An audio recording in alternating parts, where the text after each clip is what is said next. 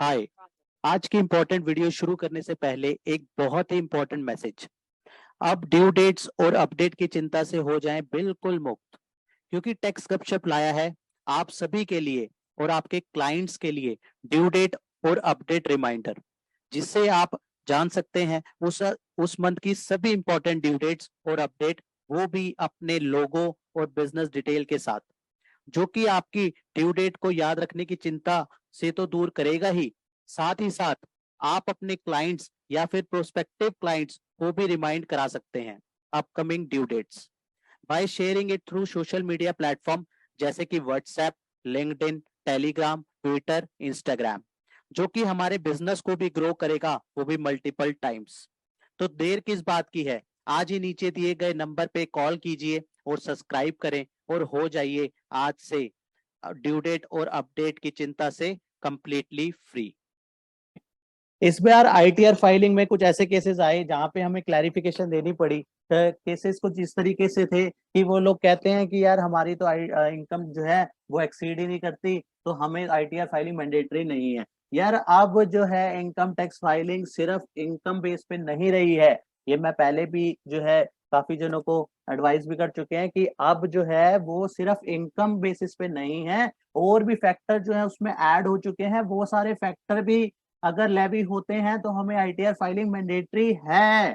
तो इसलिए सिर्फ आप अपनी 2.5 लाख की मिनिमम एग्जाम्पशन मत देखो, बाकी फैक्टर्स को भी कंसिडर करो। तो इसलिए हम जो है आज की इस वीडियो में वो 10 सिचुएशंस जो है कवर कर रहे हैं, जो कि जहां पे आईटीआर फाइलिंग हमारे लिए टोटल मैंडेटरी है। मैंडेटरी कह रहे हैं, मैंडेटरी। अगर नहीं फाइलिंग करी तो वहां पे आपके पास नॉन फाइलिंग के जो है कॉन्सिक्वेंसेज अकर हो जाएंगे।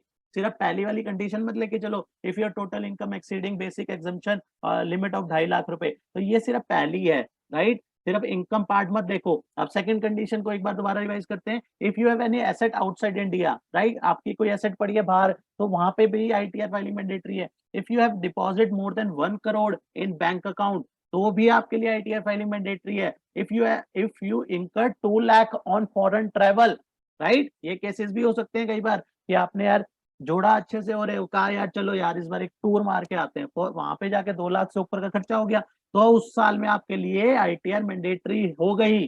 चाहे आपकी जो है बेसिक एग्जाम्पशन 2.5 लाख से नीचे की है तो भी मैंडेटरी हो गई। अगर आपकी इलेक्ट्रिसिटी कंजम्पशन 1 लाख रुपए से ऊपर की है तो भी आपके लिए आईटीआर फाइलिंग मैंडेटरी है, राइट। सिक्स कंडीशन को ध्यान दो। टर्नओवर, बिजनेस के केस में अगर आप बिजनेस कर रहे हो, टर्नओवर 50 लाख रुपए से ऊपर है, ठीक है, नेट प्रॉफिट की बात नहीं हो रही यहाँ पे, टर्नओवर, ठीक है। टर्नओवर अगर आपकी 60 लाख से ऊपर की है तो वहां पे आईटीआर फाइलिंग मैंडेटरी है। ये अब ऐड कर दी गई है और कंडीशंस, राइट, पहले नहीं थी। ये जो अब कंडीशंस हम देख रहे हैं ये फर्दर ऐड कर दी गई हैं, तो हमें इन बातों का भी ध्यान में रखना है, राइट। सेवेंथ कंडीशन है, अगर ग्रॉस रिसीट प्रोफेशन के केस में, ऊपर हमने 6 पॉइंट में बात करी बिजनेस की, अब हम बात कर रहे हैं प्रोफेशन की। प्रोफेशन में क्या लिमिट है? 10 लाख की। अगर 10 लाख से ऊपर की रिसीट है तो भी आईटीआर फंड मैंडेटरी है। साथ में टीडीएस और टीसीएस का भी ध्यान देना है। 25,000 जो है यहाँ पे टीडीएस की लिमिट, टीसीएस की लिमिट 50,000 रुपए। तो वहां पे हम ध्यान रखना है कि 25,000 रुपए से ऊपर जो है अगर हमारा टीडीएस कटा है, वहां पे हमारी मैंडेटरी है। टीसीएस 50,000 से ऊपर में भी हमारे लिए मैंडेटरी है।